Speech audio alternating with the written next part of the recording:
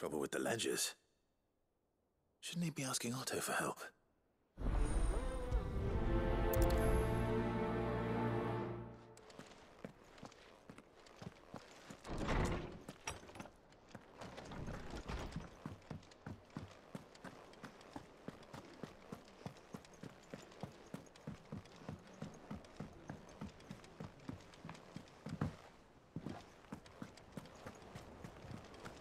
Is that the thing Tomes helped to build? Mid told me she was building a ship.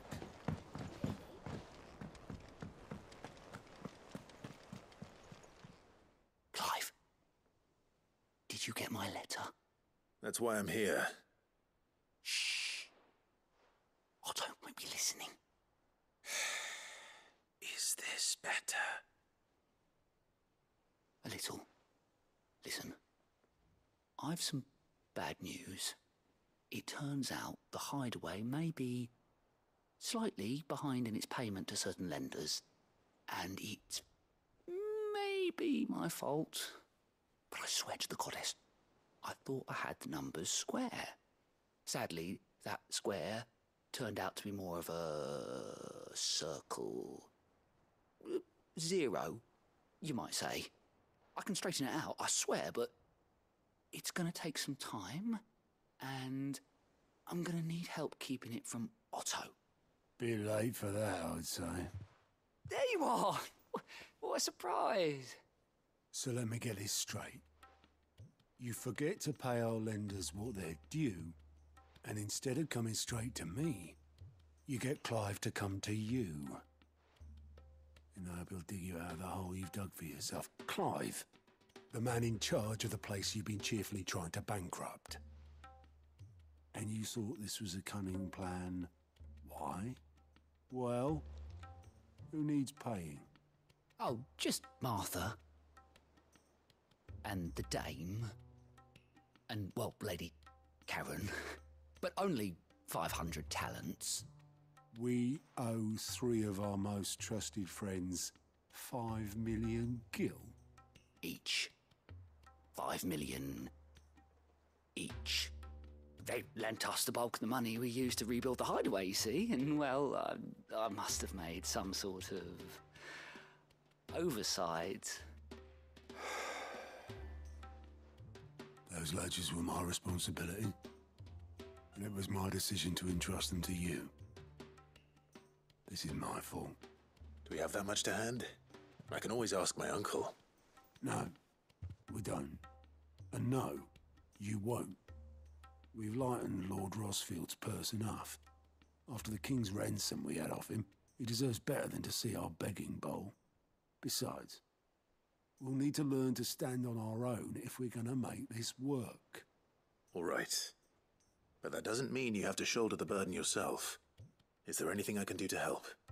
There might be. How'd you fancy taking these to Martha and the dame? Rocks. Rocks, he says.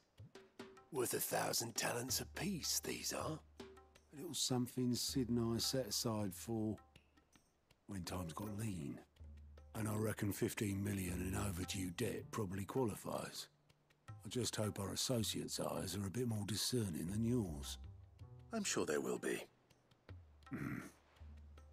Should be me making the rounds, really. But you know how it is with this place. Orders to bark, arses to wipe and all that. I know. Which is why I don't mind going in your place. Go. Do you know why I only gave Master Clive here 2 star rubies? Because you'd rather Lady Karen killed me. Because I'd rather Lady Karen killed you. Yes. Well, I suppose this is goodbye then. Don't worry. I'm sure Karen will understand. Really? Do you think so? No, I don't.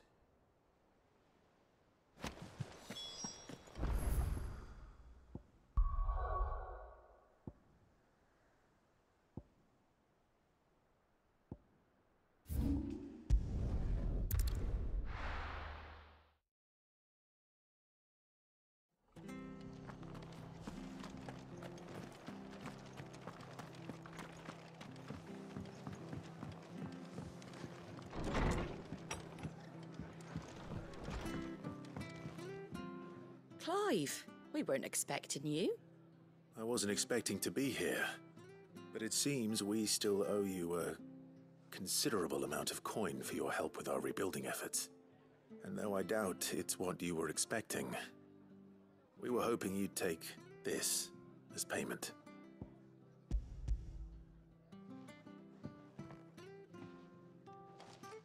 A star ruby? I can't accept this. It's worth at least twice what you owe me. More if you can find yourself the right buyer. Think of the difference as interest. Interest? If word got out I charged that much, no one would ever borrow from me again. Anyway, why are you the one here asking me about this? I'd have expected Otto. Bit much sending the Lord Marquis out to settle your debts, isn't it? The old goat working himself to death again? Something like that. Most days I think he's the only reason the hideaway's still standing. Same as always, eh?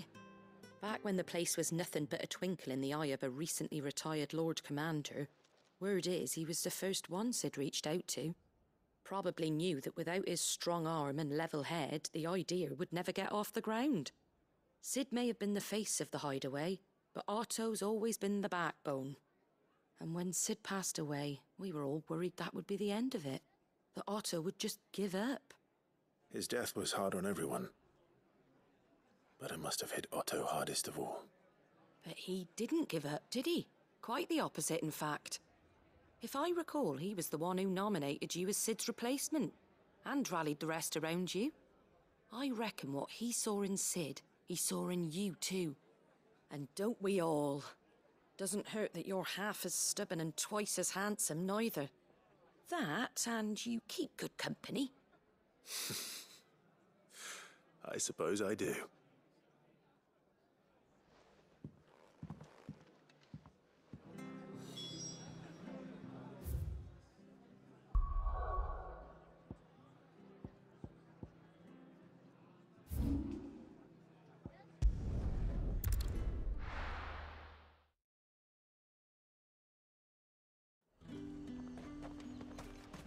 There's talk.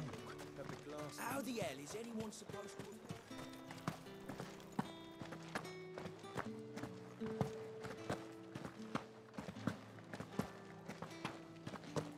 Did you hear? The gates to heaven. I want to see you.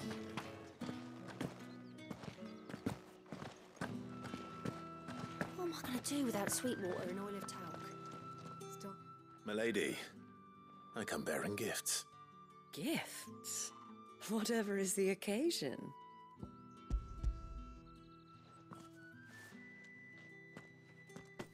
Oh my.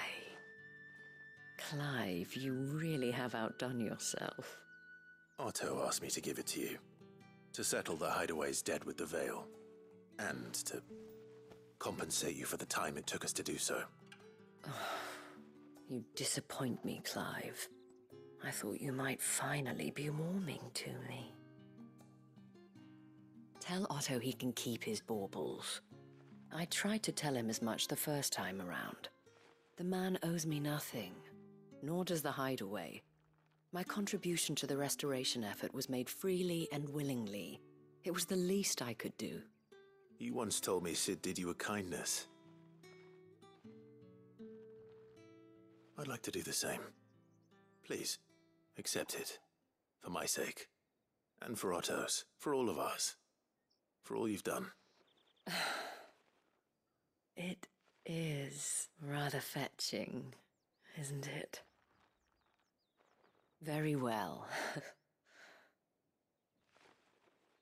Otto is lucky to have you, Clive. I doubt anything could ever replace his son.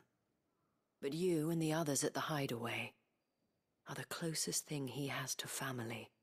Otto had a son. Long ago, yes. Sid told me Otto lost him when he was just a boy, and blamed himself for not being able to stop it. I don't know how it happened, whether there was anything he could have done, but it was clear that it weighed heavily on him. I didn't know. How could you have? I doubt anyone did. Besides Sid, I've never met a man more keen to bear his sorrows in stoic silence. An ill habit, given that both have always been surrounded by friends desperate to help them. I'm beginning to see that.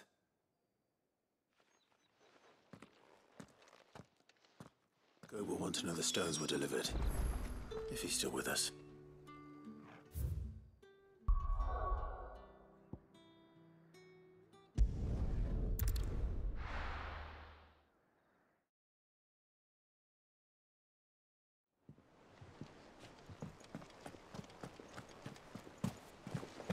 Is that the thing Tomes helped to build? Mid told me she was building a ship. Really? Goat. Still alive, I see. So Lady Karen accepted the ruby. Ah, about that. I tried my best, but she was just too stubborn to take it. She threw it right back in my face, in fact, and told me I could stick my stupid stone where the sun don't shine. Karen refused payment. I hope it wasn't something I said.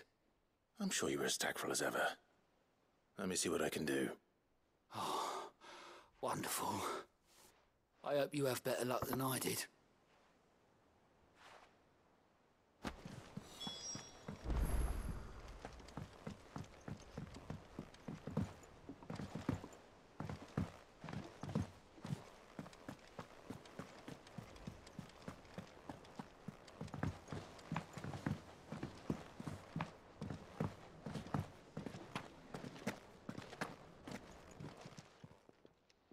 Lady Karen, Goad tells me you weren't happy with our offer. Would you prefer the debt was repaid in coin? What debt? I don't recall lending any of you lot me hard-earned gil. I may have tossed a talent or two in the Hideaway's coffers, but those were donations, and you can hardly call it charity if you go asking for it back. Of course not. But one good turn deserves another. And our circumstances have changed. Surely you wouldn't shun the gratitude of a pauper who happened to have become a prince. Oh, so you're a prince now, are you? Fine. But I'm selling it and taking what I'm owed, then you're getting the rest whether you like it or not.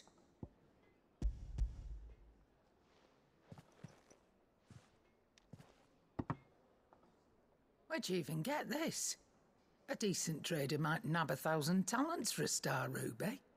A canny one, meanwhile, might claim it were nicked from the belt of Sid the Outlaw himself and ask twice as much. Might be I already have a buyer in mind. Might be you even know her. A fine continental maid whose beauty's only eclipsed by a guile in commerce. You wouldn't mind, would you? Not at all. Just be sure to tell her that it's always a pleasure doing business.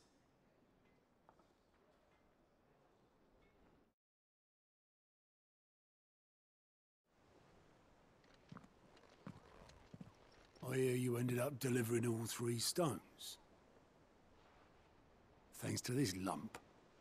I sometimes wonder what I pay you for. Speaking of which,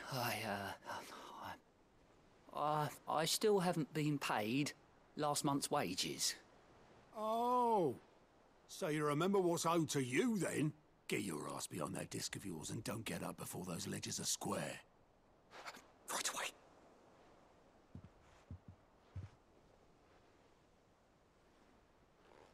I've seen that before. Yeah, yeah. Plenty of times. It was the only goblet Sid ever used. Either out of habit, or because the filthy soul couldn't be bothered to find a clean one. I knew so little about him. Like most people. Martha and the Dame both seem to have fond memories of him. I bet they do. How long did you know Sid before he... Before he died. 20 summers, give or take. Back in the day, I was a purser on a trade ship, which is where I met him. He bought passage to... I forget where. But having nothing better to do on the long nights, We set up drinking island rum till the morning bell dragged me back to my duties. Quit my post not long after that, on account of making a fine maiden's belly fat. But me and Sid stayed close, promising we'd one day sail the seas again. That was before fate stepped in and said she was having none of it. The magic woke inside my son soon after his first name day, and there was no hiding his knack. Couldn't you and your family have?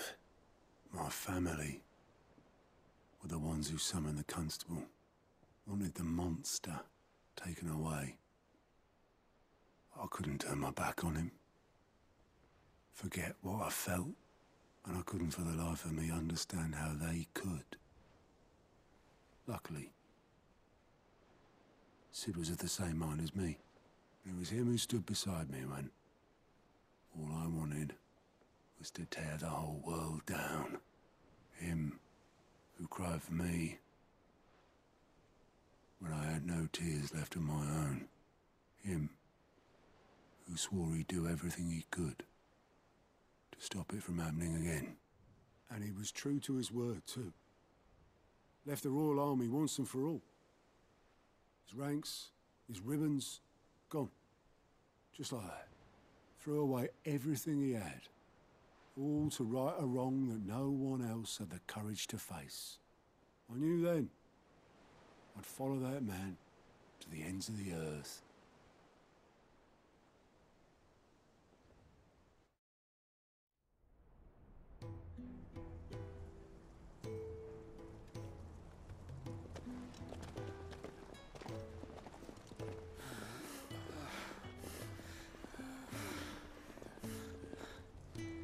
He was always too clever for his own good, was Sid.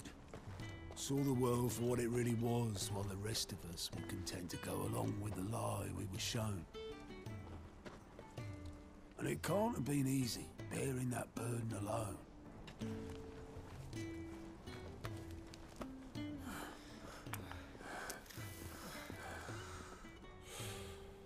But he didn't let it stop him. He never lost faith in what he believed was right. And that gave us faith in him.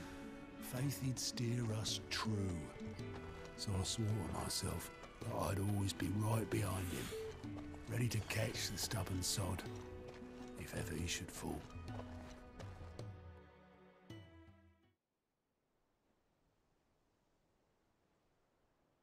But I couldn't even do that.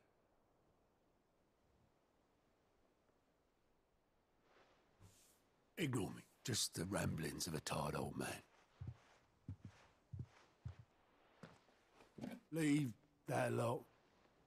I'll tidy it up in a bit.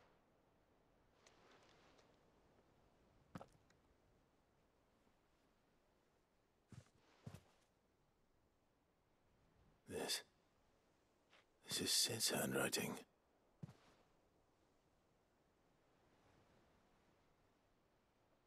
Dear Otto. I may be drunk, but I wanted you to know this place would be fucked without you. Love you, you grumpy old sod.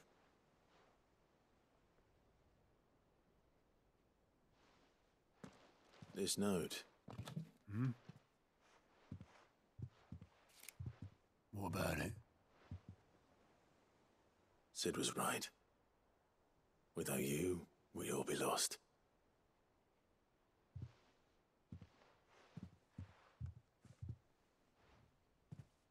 He should have bloody well said so then. Just once. Before he went. But then, why would he? Him, or anyone? I'd only have told him to piss off.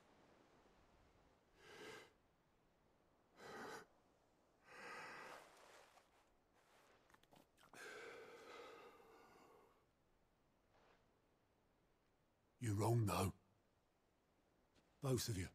It was never just me keeping the hideaway afloat. It was all of us. I just shove people in the right direction. I barely seem to be able to do that anymore.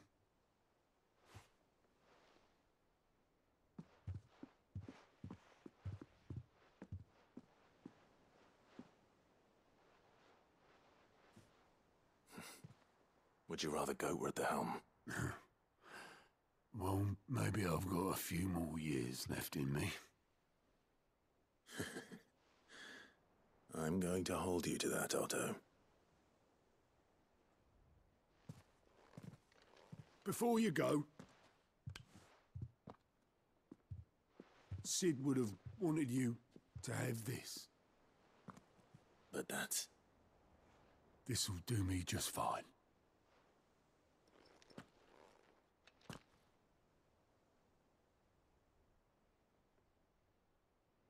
Thanks for the ray of sunshine. I'll see if I can't pay you back. Already have.